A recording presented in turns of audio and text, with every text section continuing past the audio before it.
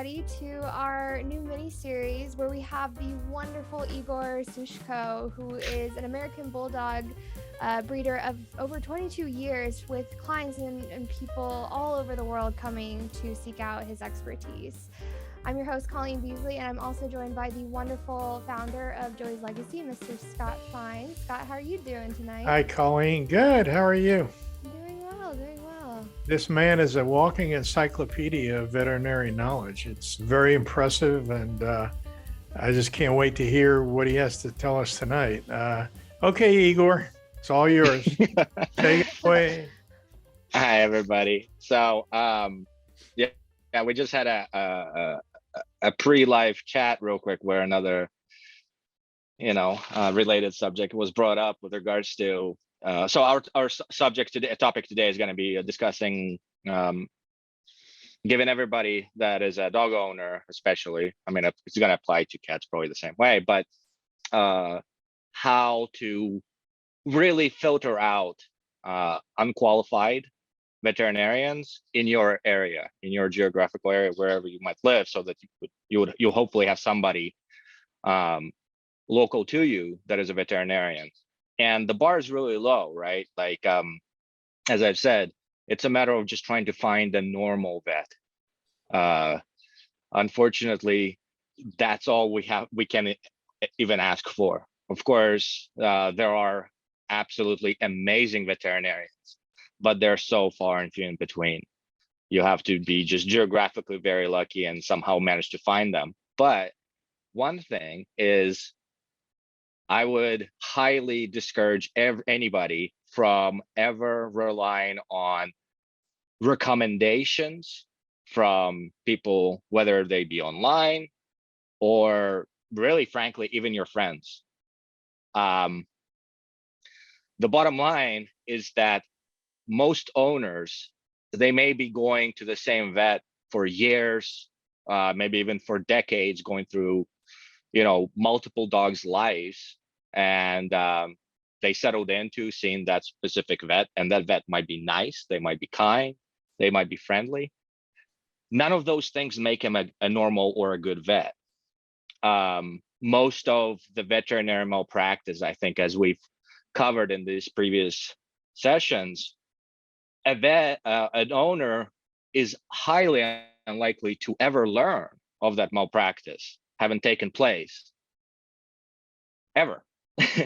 And so the dog owner is at such a huge disadvantage in this landscape of veterinary medicine.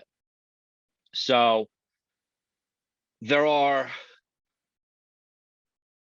some things that we unfortunately have to go through when we have a person picking up a puppy from us. We go online, and I look for veterinarians that are going to be local to their area. And this is, all over the country. We have owners.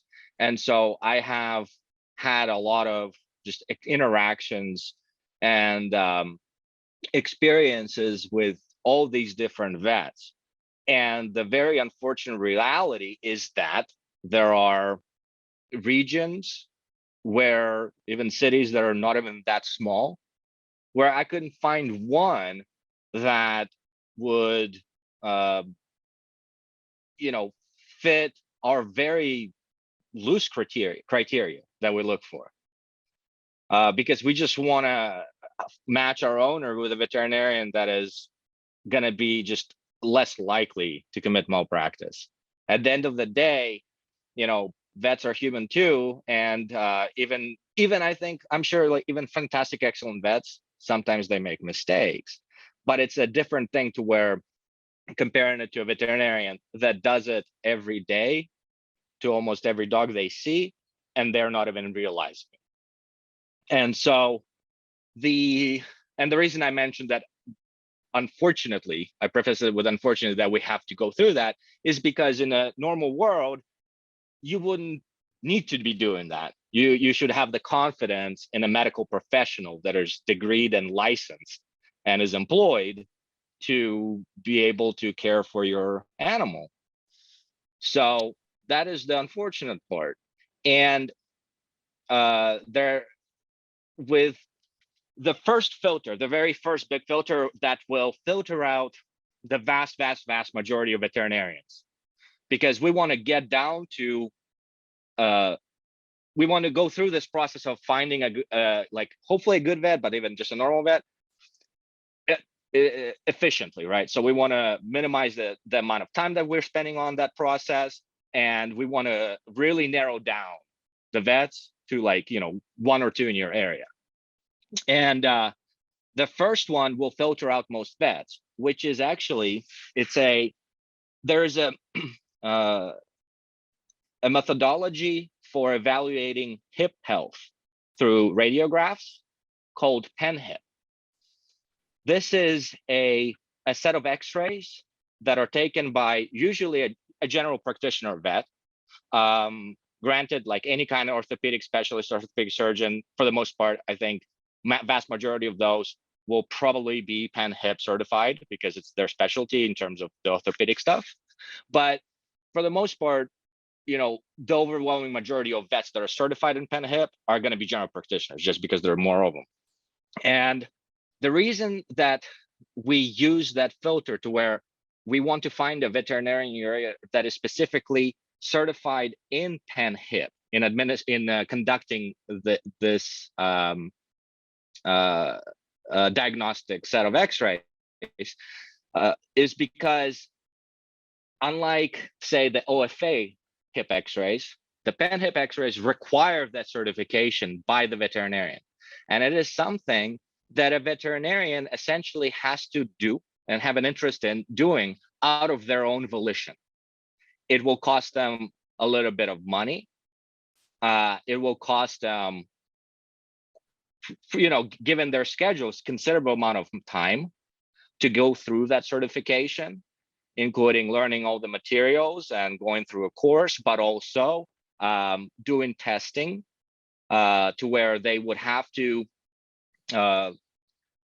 go through the procedure of taking these x-rays on multiple number of dogs and having those x-rays evaluated by the radiologist over at PenHip for them to be able to get certified.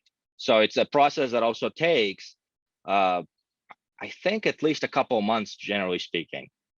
And so it's an involved process. And the reason that we like to use PenHip as that first filter is because so far from what we've experienced in the US, generally speaking, a veterinarian that's certified in PenHip is just going to be a better general practitioner in everything they do. And it makes sense because they are doing something that they're not required to do, right? To get that certification. They're also interested in understanding that specific methodology and how it applies to the canine anatomy. And that in itself is also very, I think, important because this methodology is truly fantastic. It works as a methodology that can give you very good information regarding your dog's hips health. And hip dysplasia, of course, is one of the most common hereditary diseases that are just absolutely tragic in many instances. But it is hereditary, it's genetic. There's no other way around it. And of course, any veterinarian is going to be seeing such dogs quite a bit. Although you could say that, you know, with those kind of anatomical problems, you're probably going to be much better off going to a specialist. But having a veterinarian that is capable of taking those x-rays, if there's, for example, suspicion for hip dysplasia, as a general practitioner, right, they will be able to ensure you are going to that specialist that they would refer to you with already a diagnosed condition to begin with. But right, we use PenHip as a filter, not because it has anything to do with a dog having hip dysplasia. We use it because that will only limit that sample that we're going to be looking at to vets that have a deeper interest in their profession, right?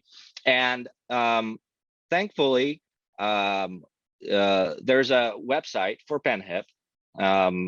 The entity that owns it is called Antec now.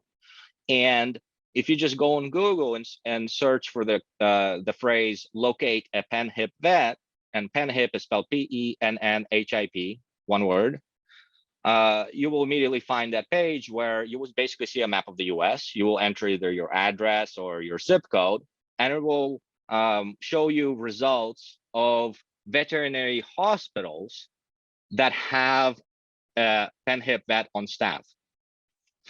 The one wrinkle we've run into with this is that database is not real-time updated. So their updates are not as frequent as they should be. So there's a lot of outdated information in the database. So until recently, most entries, or until recently, all entries would only show the hospital name and like their address or phone number. So you would have to call up that hospital and ask them who the veterinarian is that is PenHip certified. And with such calls, I've had answers to where, oh, we did have that person, but they left and they now work at another clinic. If they tell you something like that, ask them where, right? Because you want to, again, go through this iteration, this process that I'm going to be covering here for that specific veterinarian, because maybe they're still local to you. So recently, it looks like they are updating their system to where they're now beginning to list specific individual names of veterinarians within a given hospital. And there are definitely some hospitals that have multiple PenHip veterinarians on staff, which is actually going to be, I think, very important in terms of the selection. That should give you a little bit of more confidence that you're on the right track. And keep in mind, all of these parameters that I'm going to be discussing today, none of them individually means the vet is going to be okay. Unfortunately, there's always going to be those exceptions. But as you start to layer them, you know, some of these vets, they're going to keep falling off from your list to where hopefully you will end up with somebody. So one thing that I can say as a qualification for a vet is that in most instances should give you cause to start jumping up and down is if you find a vet that is a breeder themselves. Such vets are extraordinarily rare, but they do exist. And it's actually pretty hard to find them. I don't think vets like to publicize that, maybe because of just like some, you know, cultural controversy with that stuff in terms of breeding dogs. But it might take a bit of digging, but it would be a worthwhile endeavor to try to find through the grapevines if you have a vet that is a breeder that's in your area, because then the chances of that vet not being even just a good vet, but probably an exceptional vet, just skyrocket. The reason for that is that they will have a really strong grasp and expertise in the areas that specifically concern the health and well-being of your puppy grown up into adulthood, regardless of age of your dog that the vet might be seeing, from a perspective that is not, it doesn't appear to be taught in vet school. Things like understanding the development of the immune system, you know, not just theoretically, but seeing that actually happen through iteration of the litters that they've had, how anatomies develop, what the risks are, and the approach of any vet that is a breeder that we have had experience with is essentially mirror image of our approach, right? Until we found a vet here in Las Vegas who fortunately happens to be a breeder, my wife would have very strong reservations and would have to continuously correct what the vet might be trying to do, anything the vet might be wanting to administer. Basically, she would override anything that the vet was trying to suggest or guess at. And she would, of course, always, you can rationally, if you know what you're talking about, you can always rationally explain it in very simple language. Because at the end of the day, none of this stuff is that complicated. If you have an actual understanding of the subject, right? And so with this vet that we now have, that is a breeder, right? We do have that implicit trust with her. And again, it still takes, even for us, right? It takes a number of different interactions with that veterinarian to really understand how it is that they work. And that's when the pieces sort of began to come together. It's like, well, yeah, given this situation, this is exactly, we're in complete agreement with this. We're in complete agreement with this kind of diagnostic plan. We're in complete agreement with this kind of medication. Whatever the situation might be, that makes total sense. And of course, we're also, as breeders, we also might have, certain situations rise with pretty young puppies. And I mean, basically, there aren't any vets that will deal with your 2-week-old puppy. They have no idea what they're looking at even. But if it's a breeder vet, they know. So it is highly unlikely you will find a vet that is a breeder, but if you do, chances are they're going to be pen hip certified. Right? All these things go hand in hand. So there is this very strong consensus with these approaches that I've been talking about, even with regards to like veterinary practice and like what's right, what's wrong, how do you practice diagnostic method. This is not some kind of fringe thing, right? So people that really understand this stuff fundamentally, that have to deal with this with their own dogs, with their own pregnant dogs, giving birth to puppies, raising them. They understand how much damage certain medications can have on a given dog. And they're so conservative, right?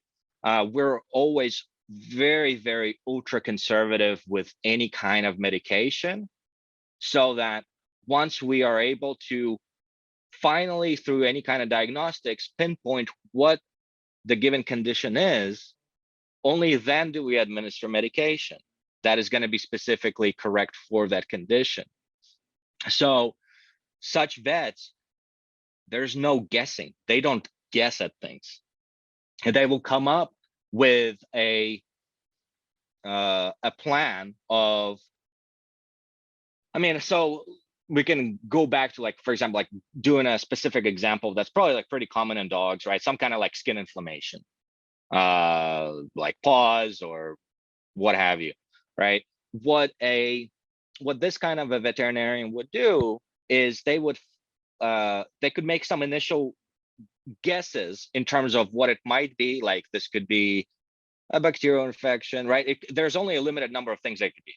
It could be bacterial, fungal, viral. Viral is very rare for this kind of stuff specifically, but when you're talking about infection, there's only a limited number of infections: bacterial, fungal, viral, parasitic. Basically, that's it.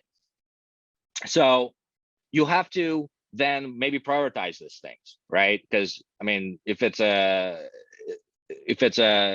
like some kind of redness or inflammation on the paw, you can pretty much exclude viral initially, because you will get a positive result for those other three somewhere. And so you would actually collect that specimen. You would collect a sample, do a skin scraping, right? Sometimes if it's some kind of like a weird growth or something, you would do a biopsy. If there's something to biopsy, you could biopsy. You could also culture fluids, right? If there's like gunk coming out of a wound, right? Those fluids can be cultured. And that it has to be sent to a lab, so that once you have a report, the vet should be sharing this report with you.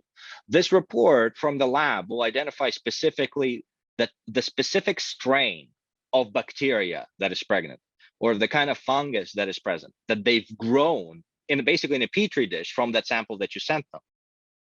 And they will also provide a page, like 1 page long list that will show, but possibly like 24 different antibiotics, if the sample is positive for bacteria, that they tried based on the bacteria that they identified that should work potentially. But you will always see, nowadays, you will always see antibiotics that are supposed to work for the type of bacteria that it is that don't. And each antibiotic on that list next to it will have either the S, I, or R letters. So S stands for susceptible, means this antibiotic works for this infection. I means intermediate. It means that there's some immunity that this bacteria is exhibiting toward this specific antibiotic, so it's not a good idea to use it. And R means resistant. It means that bacteria has grown to fight off this antibiotic that used to work on this bacteria in the past, but not anymore.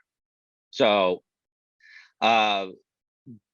unless you have that specific culture report, you should not be giving your dog any kind of oral antibiotics or injection antibiotics that are systemic, right?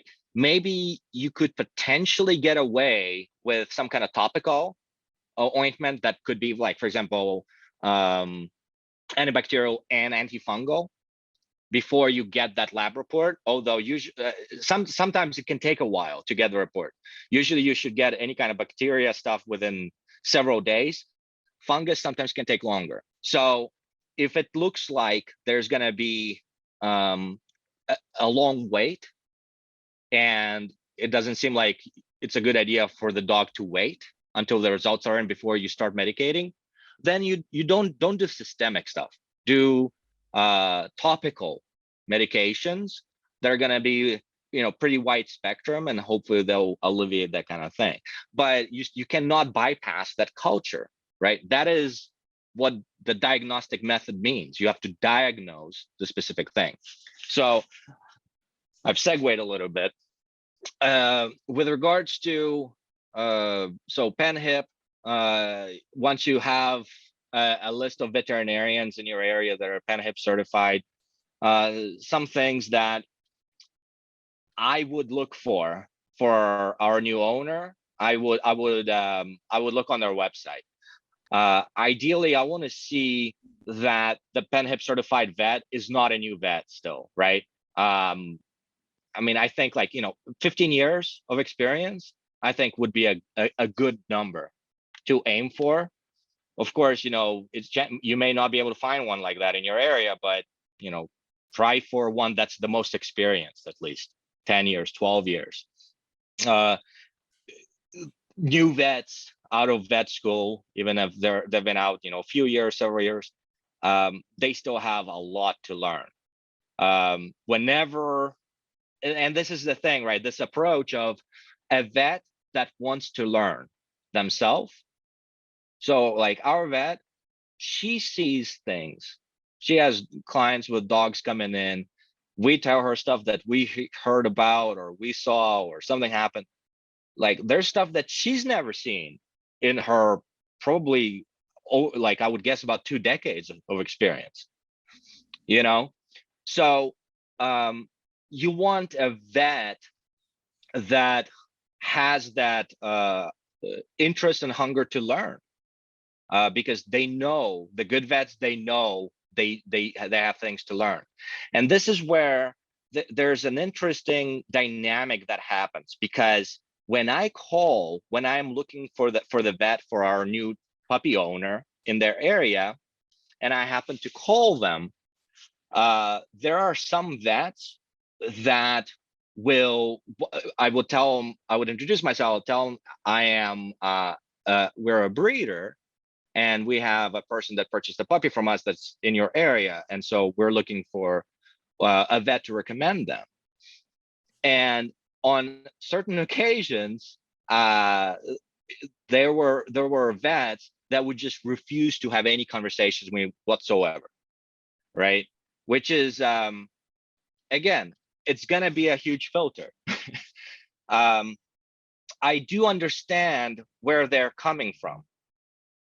It's definitely, you can explain why they have this attitude, because I'm not going to be the owner of the dog and I'm a breeder. Their attitude comes from the fact that most breeders are in fact, for the most part, utterly incompetent, and they will give their owners like straight up medical advice, right? We stay away from giving medical advice to our owners. We do things in terms of process. We tell them this is how it needs to be done, as a process to diagnose things, or how, what the schedule for vaccinations or something, right? It's not exactly medical advice, but there are plenty of breeders that will just think they know what they're talking about. And I can imagine those kind of people trying to say that to a veterinarian on behalf of like their owner, and the veterinarian has nothing to just laugh, because the things that I've heard breeders say is ridiculous. Right? So, but this is where that curiosity is going to come from a decent vet. They know that there are some breeders that are very good, and so they're not going to cut off that communication prematurely just because a person is a breeder. Once they figure out that the breeder is a moron, then yeah. But, and so that is only going to come from, again, that experience of the vet having practiced, veterinary care for like 2 decades. They would have like met a handful of good breeders somewhere, and they probably learned something from those breeders, unless they're breeders themselves. So that that innate curiosity and openness, I think, is something that is definitely important to see in a veterinarian. So when we look at the website, I want to some vets, vet hospitals or vet clinics that I've seen during these searches, they're doing a very good job, even in terms of presentation of their services. They will most vets that are PennHIP certified, they're going to be talking up the fact that they're PennHIP certified. They're going to be talking also about some other certifications that they may have. They're actually surprisingly, there isn't one here locally, but I've seen in other parts of the country where a vet is practicing, like he's the clinic owner and he's practicing as a general practitioner, but he's also a specialist, right? So that, of course, is going to give more points to the vet in terms of potentially being a hopefully at the very least okay vet, but maybe even a good vet. Those qualifications at the end of the day, I think, do matter. There are definitely specialists that are no good, without question, and we've encountered such specialists too. So you can't rely on any one of these filters on their own, but we have to compound them together. So another thing that is pretty easy to ask is, whether they have a blood test machine. So oftentimes, blood chemistry is something that even still nowadays, most veterinarian places that will have to send it out to a lab, but at least like CBC they can do in-house. But there are veterinary facilities now that even do blood chemistry tests on site. So where you will have your blood test results within, half hour instead of days. That is something that I would definitely pay attention to during these searches. If I find that kind of vet, I'm going to lean towards that vet. Of course, going back to the fundamentals, right? If a vet, I wouldn't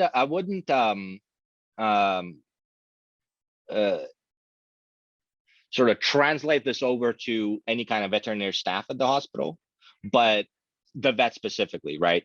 If the vet is pushing spay or neuter for your dog, I would run. I would not be seeing that vet. sometimes, with the staff, right, they always ask you, like, is your dog spayed or neutered, kind of thing. Some of them may even, like, out of their own volition, like, start pressing you to do that. So keep in mind, right, just because you happen to find a vet that you trust, that trust should never translate over to the vet staff, unfortunately. That's another issue. One example of that was there was a dog that had medication administered while at the vet's office by the vet, and then the vet's assistant came into the room before leaving, and basically brought over a bag of the medication, and told us that we need to, like, give this medication when we get home, and basically added on another dose that shouldn't have been there because it was already administered by the vet, right? And so you have to be careful. People are not perfect. You have to be always approaching everything with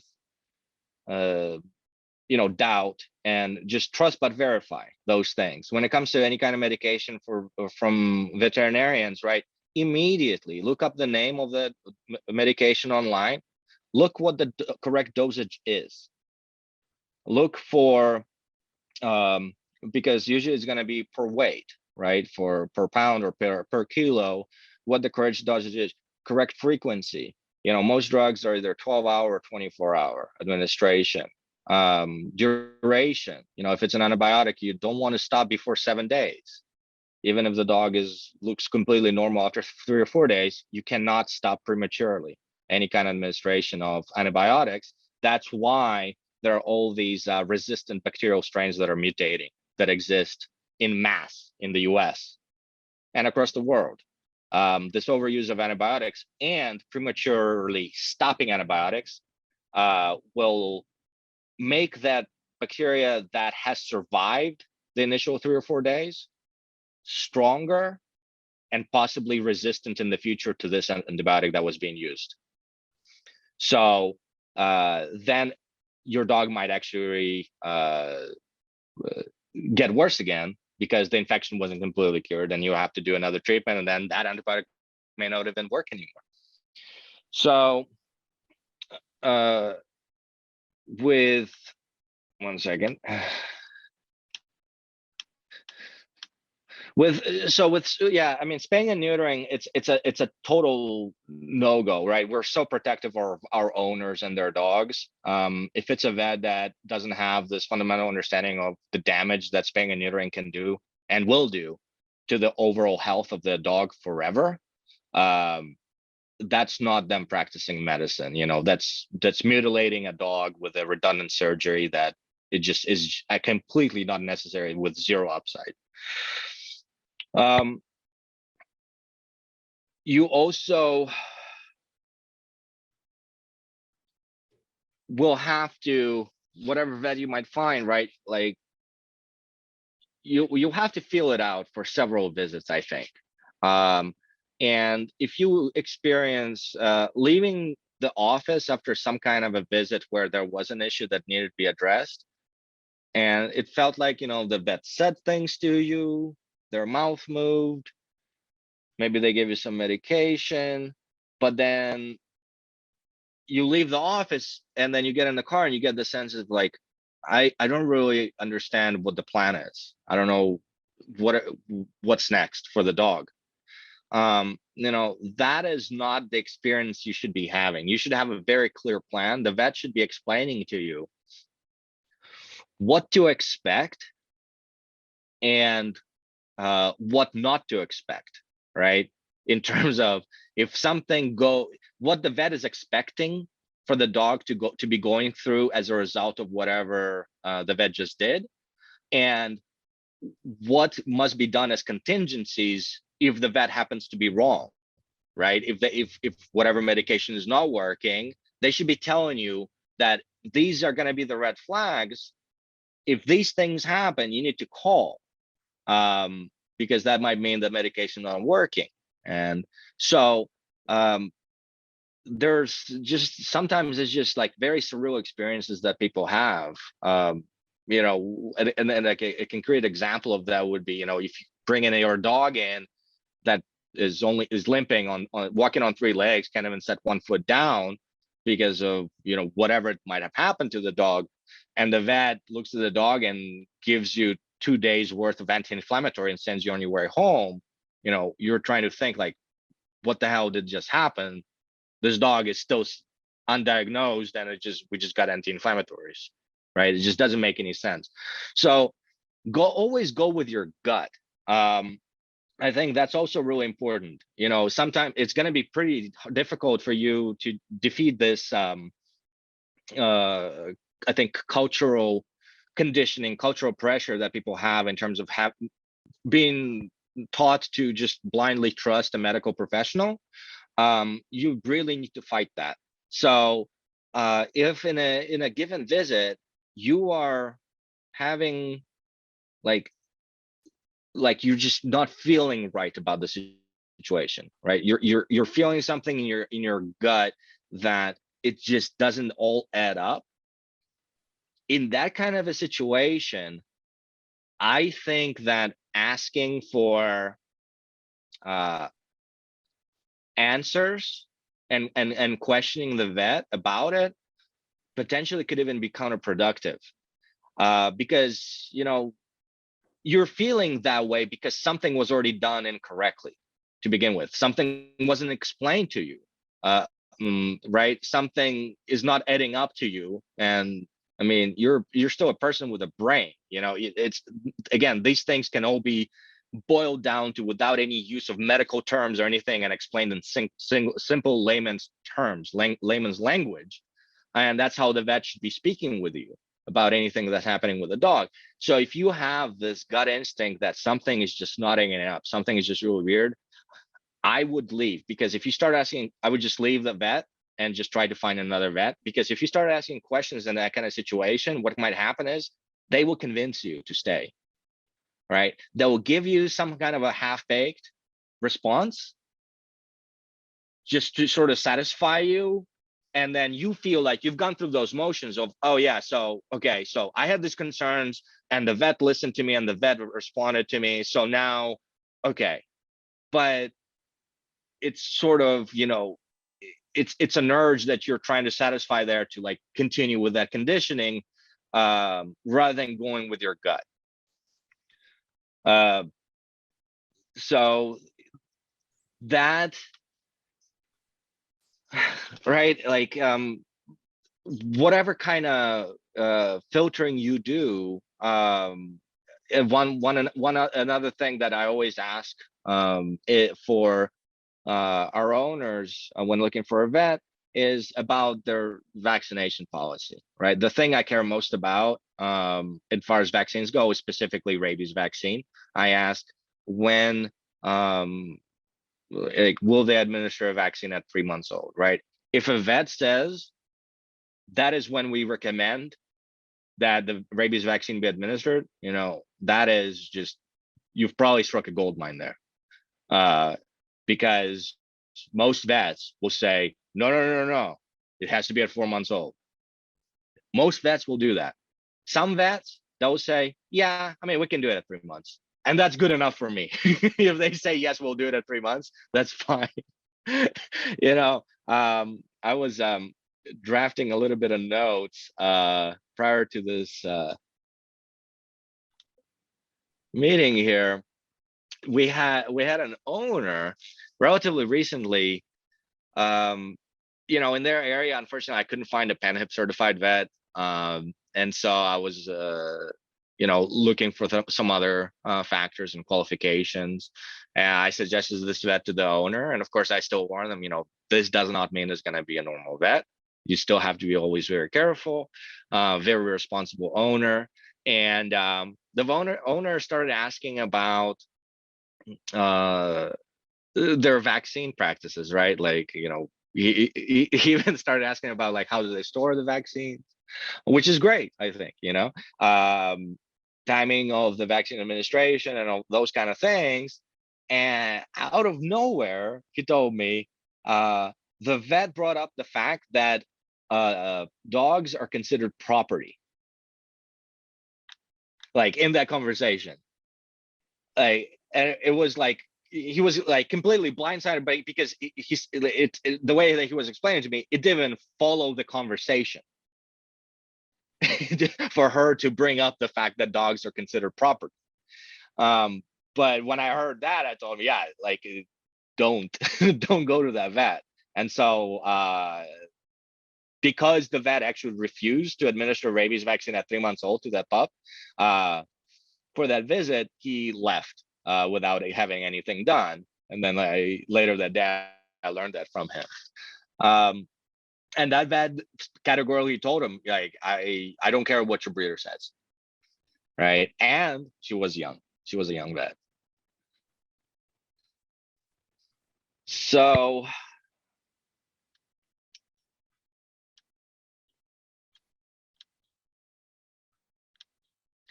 one thing I want to cover, this is obviously all these discussions about veterinary malpractice and common problems with vets.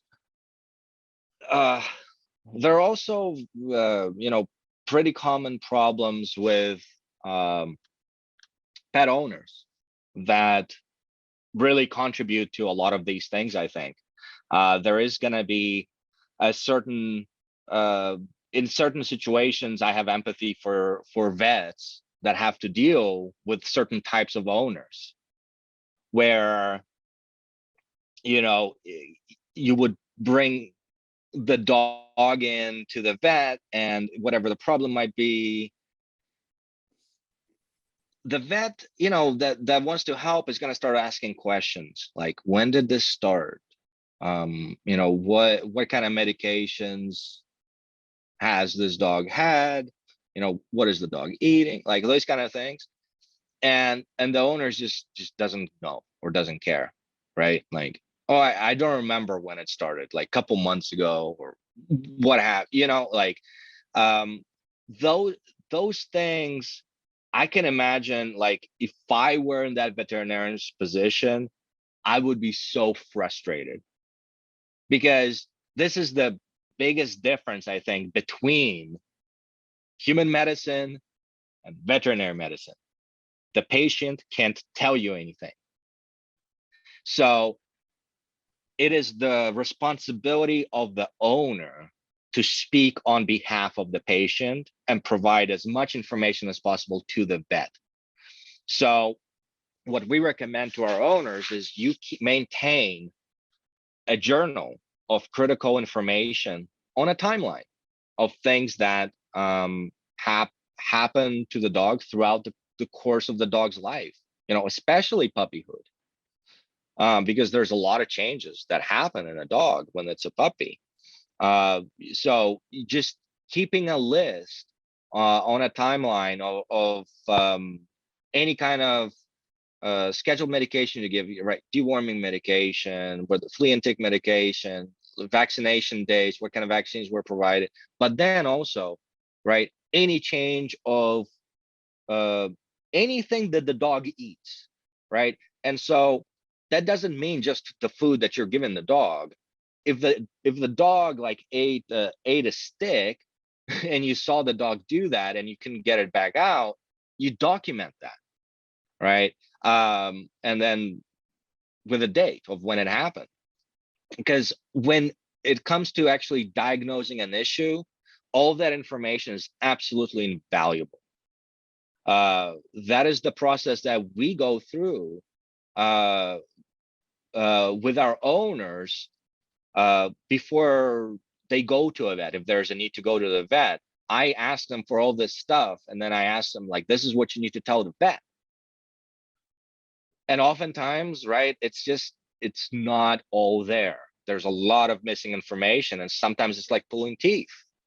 And so it's very easy to understand that side of the veterinarian, where it's kind of hopeless a little bit from that perspective, to where they probably just even stopped giving up or just gave up on asking those questions, because usually the answer is like, oh, I don't know, I don't remember.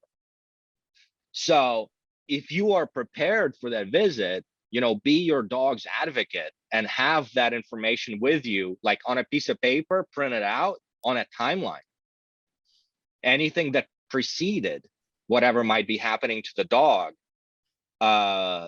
anything and everything you can think of.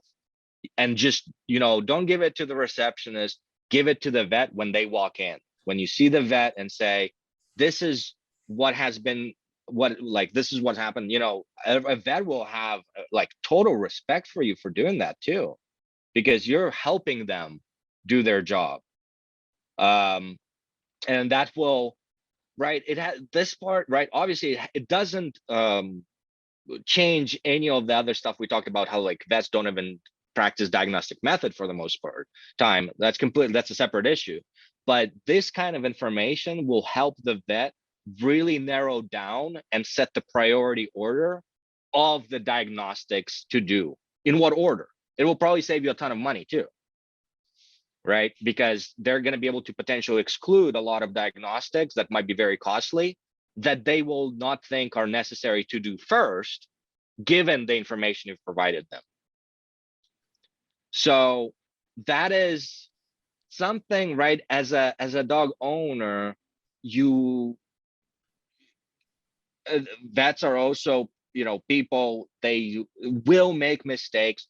You want to be there to catch those mistakes if it's something that's within your purview, right? That's why you always want to research any kind of medications that are being prescribed. Do all that before it's administered to the dog. Look at the side effects, look at the warnings, ask your vet those questions. Here it says, so as an example, right? If a medication says, if it says the instructions for medication say you got to give it with food, chances are it's because, it might make the dog a little more nauseous. If you don't, it's a little hard, or it hits the liver or the kidneys pretty hard, right? In terms of having that drug metabolized. So usually it's going to be kidneys and or liver that metabolize these medications that are oral, they're systemic. And if you give it with food, so you would first feed the dog, then give it after you fed the dog, so that it takes much longer to enter the system, so that you're spreading out the introduction of the drug into your system a little bit over the time frame. Same thing with water, right? Any kind of drugs that are known to hit the organs harder than others, like even the typical anti-inflammatory for dogs, right? Rimadyl, carprofen, generic. It can hit I think it's the kidneys pretty hard. So if that kind of medication is prescribed, you want to ensure you definitely give it after food, but also just like make your dog drink a ton of water if they don't really do it themselves. Especially if you have like a sick dog. Sometimes sick dogs, they don't want to drink water, they don't have appetite or what have you. If there's like layered conditions that are happening, and you have to give an anti-inflammatory like that, right? You want to protect your dog's organs through these very simple things. Because again, the dog can't tell you my stomach hurts because you gave it to me on an empty stomach. So be the advocate for your dog when you come to see the vet, and take that responsibility for being your dog's spokesperson as to what happened when seeing the vet. So that will definitely help you get the best veterinary care you can as well. Those good vets, they will really, really appreciate this serious approach from a pet owner. And I imagine they seldom ever see it. It's got to be very rare that it's done by owners. So that, I wonder, so Scott, did I cover in terms of like looking for a good vet? Anything I missed? Anything you want me to? Well, I've been taking notes, and I guess if you can find a pen hip certified breeder that's got 10 to 15 years experience, hunger to learn, and has a lab on site, and they don't push spays or neuters, you got the perfect vet, right? Yeah, I mean, What? chances are it's going to be a very good vet. And again, Yeah, like, right, if a vet is a breeder, I mean, there's no chance they're going to be telling you, like, suggesting that you spay or neuter your dog, right. right? They might say it's your decision. Yeah, yeah. They're not going to say do it just No, because, right? I think Unless the dog has some kind of a condition. I think that there's a great list, a great criteria list, Igor, for everyone out there. I hope they were taking notes. Of course, they can watch this again and get all the information. But I think that's really, really terrific. All these points that you made.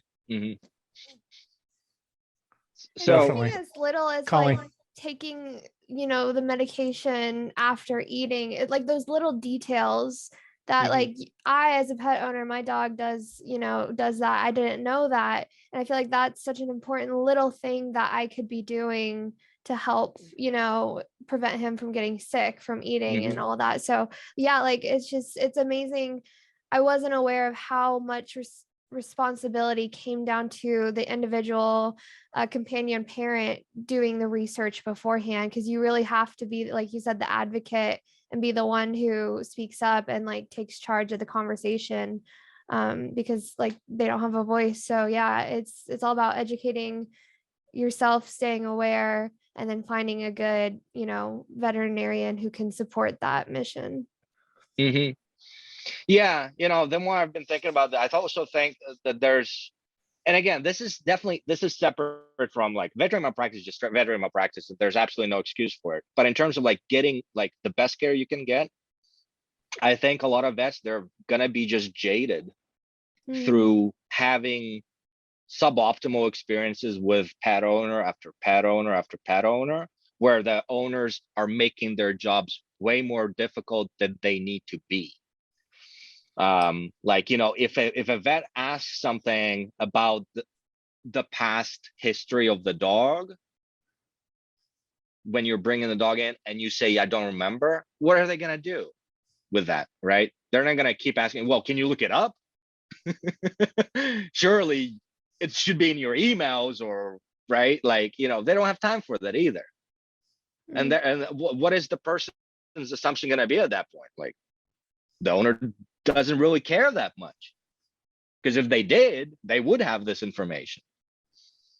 So in terms of maximizing the care that you will get from the vet, being prepared for that visit, to where doing this all off of memory, it's just impossible. That's why if you keep a journal, what I do, right, anytime, for example, even if like a dog has a loose stool, I will document it on my calendar. Like, so and so had loose stool, right? So and so, like, for like whatever the symptoms are that are not normal, um, just put it on your calendar on your phone, right? That instant. Take photos of stuff, as well. Take videos. If you see like somehow like your dog is not moving the way the dog like was moving yesterday, something has changed, immediately document it. And if you have it, and you can just use a keyword, right? Like whatever your dog's name is, followed by whatever is happening. And then you go to the calendar on your phone, there's your timeline. You enter your dog's name and everything will show up in chronological order as to what has happened. Changed food from this to this on so-and-so date. Bought these treats, right? Most treats, they're just like straight up dangerous. Any kind of treats that you buy at the store or online for your dog, they're going to be potentially extremely harmful to the health of your dog. I mean, there's a bunch of dog food too that will kill your dog that's sold, so with that in mind, right, like you want to have a list of all those things that are introduced into the dog's diet, any medications, any changes on behavior, any changes in urination, like somehow you notice like over the past few days the dog is drinking less than it used to. Just write that down. Then you have like a full record, and that will be to like a vet that actually wants to help you. That will be invaluable information. So, Igor, let me ask you a question. If you can remember back to the time when you and your wife first became involved in breeding, and the state of veterinary medicine back then compared to now, do you ever remember a time where the conversation and the comments you just made in the last hour or so would not be applicable? Was there a time where veterinarians were more, what word do I don't want to say the word caring. Yeah. So so my wife Olga, she started breeding in Moscow, in Russia. She's from Russia, in 2000. So I've been involved with this since now 2015. So I've only been involved with this for 7 years with her. Okay.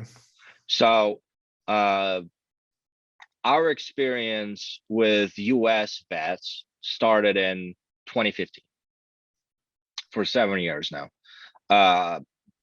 Her experience with having had that prior experience with vets in a country like Russia and Moscow, I mean, their approach is just very stark. Of course, there are bad vets there too. I mean, it's everywhere, right? But it's a completely different proportion. So there's just a different approach to medicine. It's going to start with diagnostics rather than guesses, and prescriptions based on guesses, right? That's the biggest, I think, key phrase to remember is never receive a prescription based on a guess, right? They can guess, and that guessing is important to establish a diagnosis, because that will give them the prioritized list of what kind of diagnostics to conduct, right? Like, so for example, if there is some kind of dog with symptoms that could be indicative of brain tumor, vitamin D deficiency, or just random like intestinal blockage, or whatever, like different things might be causing these things, you don't want your vet to go off with the brain scan MRI first and spend $4,000 on that, right? You want to exclude the other things, whatever they might be. That priority, that's an example of like a very stark difference, like for example in terms of pricing and these things. This is just a completely made up scenario, but that is in reality how veterinarians are practicing. They're supposed to be practicing diagnostic medicine. They want to check for certain different things. Obviously, if a person doesn't have enough money to pay for all the things the vet wants to test, they're only going to test for the things that they think are the most likely. Especially that's going to come into play where providing as much background information to the vet is going to be very helpful to hopefully getting that diagnostics that the dog needs.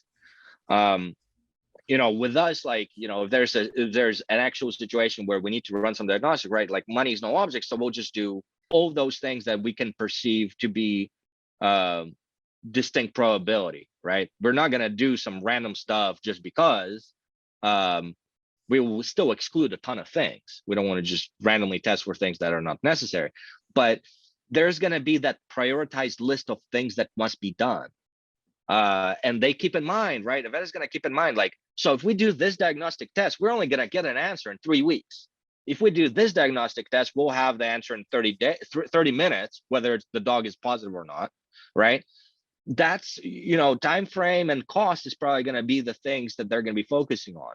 And any information that you can provide the vet, that's going to be helpful for creating that list of diagnostic and the order and priority.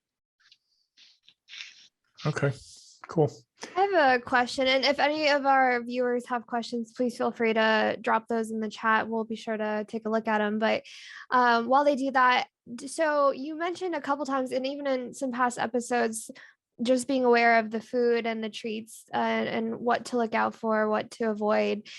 Are there any professional sites or different assets that you can direct people to when they're doing their research that you believe is a more trusted, viable source than just like the randomness of the internet?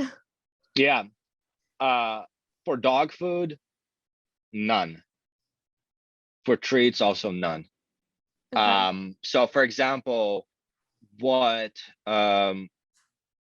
we found to be safe is it's bully sticks, you know, especially for dogs that are teething, right? For puppies, it's great. But even for adult dogs, they love it. So bully sticks are what they are. They have a cute name, but it's a penis that's dried out from a bull. There are, of course, going to be different bully stick companies, manufacturers, brands.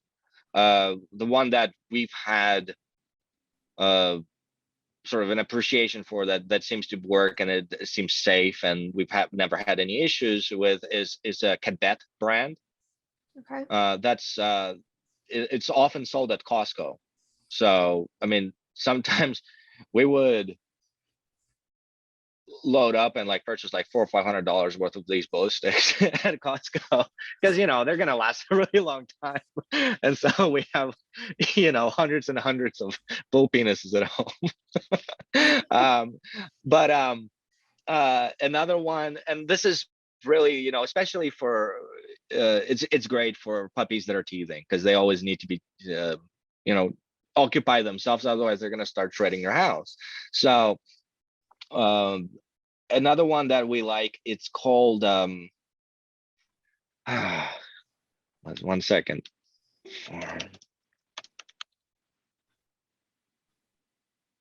Okay, I found it. So it is chicken jerky, and it's called Farmland Traditions, and it's also sold at Costco, oddly enough.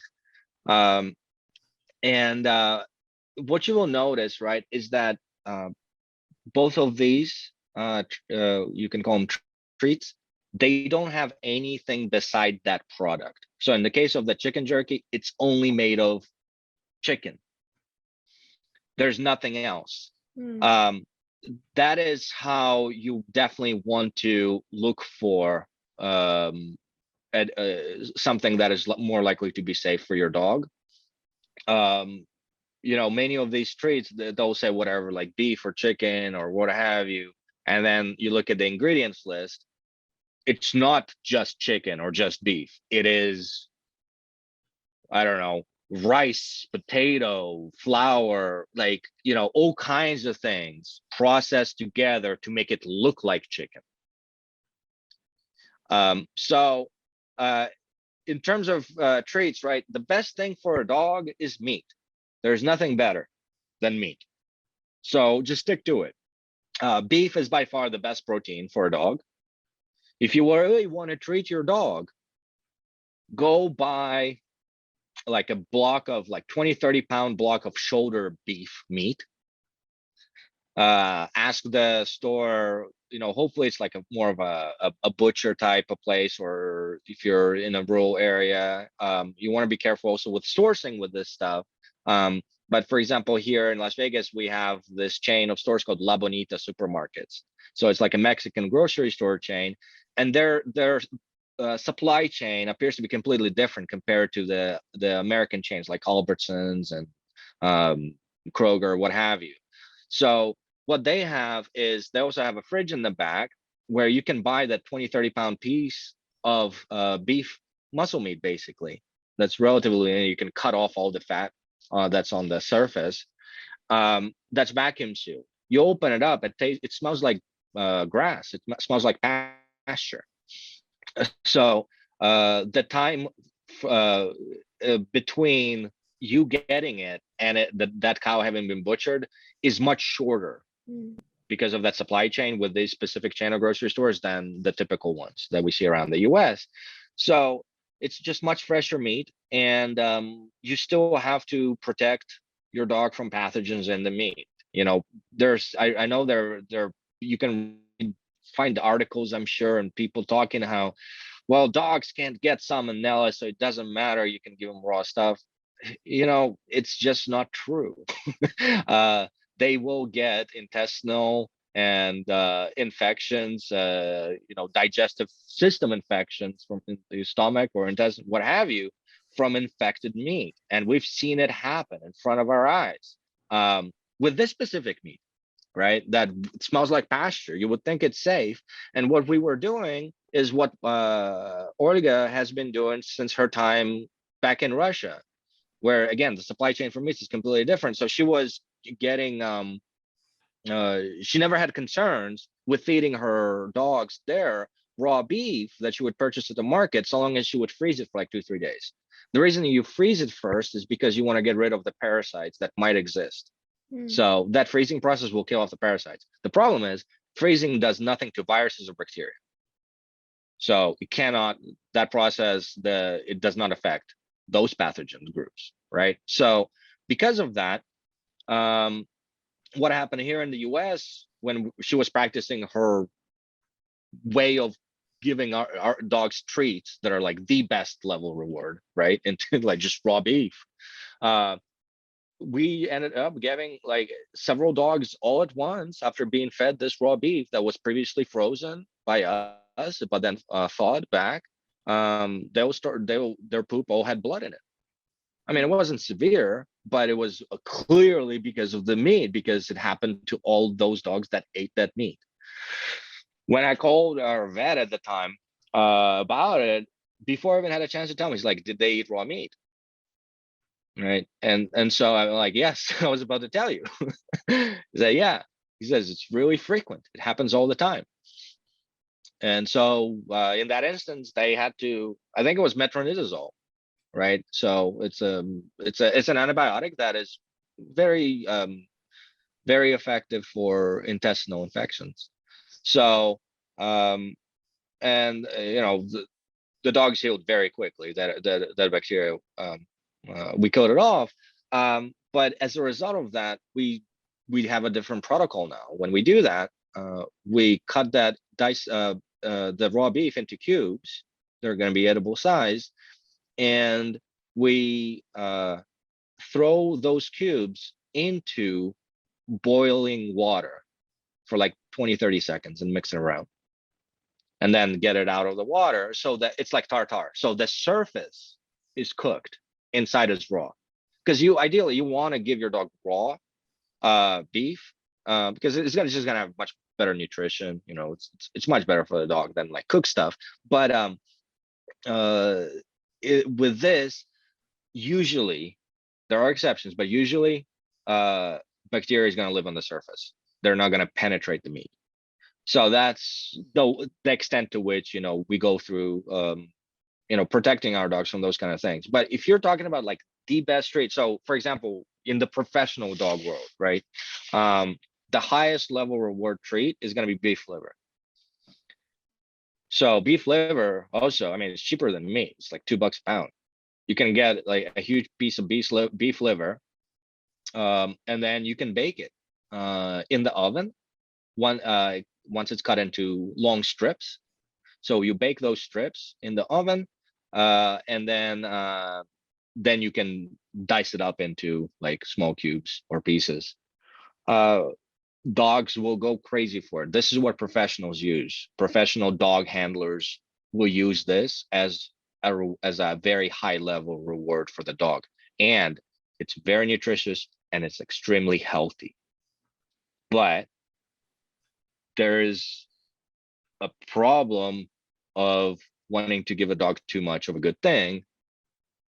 It is so rich so that the dog will start having all kinds of, I mean, it can have like a skin outbreak, it's gonna have like diarrhea, all kinds of things if you just feed the dog liver all the time. Mm. right? So, I mean, there was a story like, you know, a person decided to feed their dog 1 cup of beef liver a day. I It's like mean, a that's like cleanse. that's eight Nice. ounces of beef liver. I mean, that's just insane. You know, you can't do that. So you can go through those kind of treatment regimens. Like muscle meat doesn't matter. I mean, you can go crazy with that. I mean, give them as much as they want. But some of these organs you want to be more careful of, right? I mean, and there's also a lot of diversity that you can give. All these organs, right? Like beef heart is great. Beef lips, tripe. Tripe is the intestines, right? Like all that stuff is the dog is gonna love you for it. The dog is gonna have a great time. That is the best treat. It's gonna be a better treat than anything you can buy in the store. That's a processed treat, and it's healthy. Cool. Good. All right. I think we're going to wrap for tonight, Igor. I think we are going to miss you for the next 2 Friday nights. And then if you're available, we'll see you 3 Friday nights from now. How's that sound? Sounds good. Sounds good. Okay. Thanks for all your knowledge. I mean, it's very interesting. And I hope the majority of people are always asking, what do we look for to find a quality vet? And you outlined it very well. I would say you did a great job. Thank you. Yeah. You know, as final thoughts, don't you know, if in case you're watching and you can't find a vet that meets that criteria in full, right?